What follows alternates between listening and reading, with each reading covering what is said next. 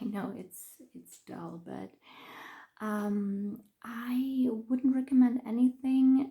I recommend if there is anything that you need new one or backup of because you know you love it, get that one. Best is if you have especially base products, if you have something that you really love because the formula works for you, the shade works for you, just stick to it because I don't think this never-ending game is on this hunt for something fresh and new is very gratifying. And for me personally, it's worse with it's the worst with base products really, because so you know, fun color cosmetics, you know what you get, but a foundation, if it doesn't work, if the shade is off and so on, it's it's just not great fun, and it's also complicated to pass on. So that aspect of waste, not only of money, product, especially your time and effort, I just would jump off that wagon of this circle of constantly trying something new. On top, if you have sensitive skin, it might even be stressful, and do more harm than good. And unless something is sincerely on your wish list, I wouldn't look for some random bits that pop up. What?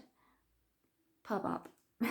So that's my absolute recommendation, to have a bit more peace and especially just more fun with the things that you already have. And on that note, let me tell you that there was already a sale at Sephora Germany, and so I did get the new Soulmate palette by Charlotte Tilbury, and I must say, I don't regret it. I think it's the favorite one out of these three. Well, maybe just half of it. I'm not sure if I like the CC powder and the peach better. I might just switch them up. I do like this compact a bit more, just because pink is more trashy. I mean, I'm digging that retro Sailor Moon vibe. I do.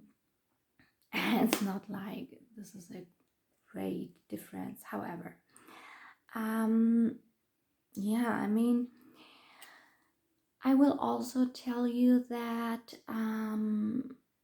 right now I might just be a bit bored with it because I crave nude shades as cheek colors. I don't like to wear any traditional blush shades right now. I've just used a very soft hue of it today. Mm, and hold on, let me grab. And you know, even though I have light skin, the pink one is actually my least favorite, and not because there isn't a day and a mood for this pink shade. Even though last year neither blush shades were properly convincing, I think the rosewood shade is just a bit more up my alley. However, it's a CC powder that is this super light, almost white pink, and it just goes on a bit ashy on me. It's less brightening than almost enhancing darkness. And that's something, you know, when a concealer is too light or especially too light pink, it almost has something like a gray effect on me that is making things worse. and does it counteract this more blue or purple in the darkness around my eyes. So I absolutely, even with my light complexion, prefer those in the peach one, or the new rosewood as an alternative to that one. Now I have a feeling that the new one in rosewood, the CC powder I mean, might just be a very soft hue, lighter than the peach. I mean, the whole thing is very similar, but I do prefer that little bit more of pink or red. Yeah, a bit more of blue in the rosewood one. This is the peach, and the CC powder almost looks identical. And I must try them side by side to see if I can see any difference in them. But I have a feeling I just remembered this CC powder to be a bit better, but maybe I'm just hallucinating. It's been actually quite some time since I used it. Maybe just my eyes are incredibly dark and worse. So yeah, and now considering this Sephora sale, thing is, even if this is my favorite one out of the bunch, I even if I will go a very long time loving and using this new rosewood one constantly, even if it pops up as a this year's favorite, one of them, there would be many products and blushes that would look quite similar applied, and that would then be in place of this one, um, if I didn't if I hadn't gotten it. I think that's the right term. So what I'm trying to say is, I like this one. It is, but it's not the second coming of Christ, and so it's just another player in overwhelming myself and keeping me away from using so many good products. So I, yeah, maybe I'm underwhelmed because this is not my blush preference right now, but still, yeah, I cannot really say that it feels greatly satisfying.